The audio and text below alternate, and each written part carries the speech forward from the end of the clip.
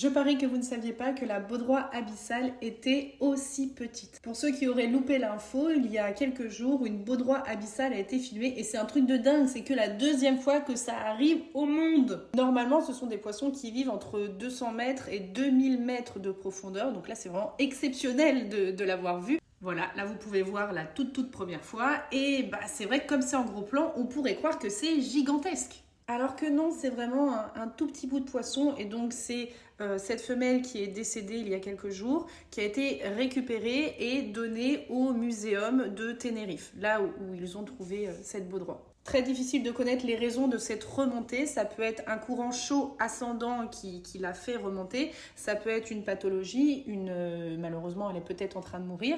Ça peut être aussi qu'elle a fui un prédateur ou qu'un prédateur l'ait ingéré puis recraché un petit peu plus haut à la surface.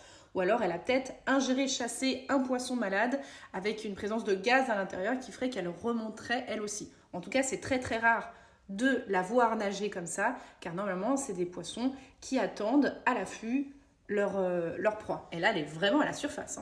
Et pour ceux qui se demandent comment elle fait pour générer de la lumière au niveau de son appât, eh bien, elle offre un environnement sécurisant pour des bactéries qui, naturellement, font de la lumière. On appelle ça de la bioluminescence. Et donc, elles font ce qu'on appelle de la symbiose. Les bactéries sont protégées, car elle les accueille sur son corps, et elle en profite parce que ça lui fait un appât pour venir attirer les poissons et les manger. Et si les poissons sont attirés par cette lumière, c'est parce qu'ils se servent aussi de la lumière pour communiquer entre eux, repérer eux-mêmes leur proie, et ça crée de la confusion. Et il faut savoir aussi qu'elle est très noire pour être le plus invisible possible dans les profondeurs et n'être visible que par son appât. Bref, ce sont des poissons absolument passionnants et que cette louloute repose en paix, bien évidemment.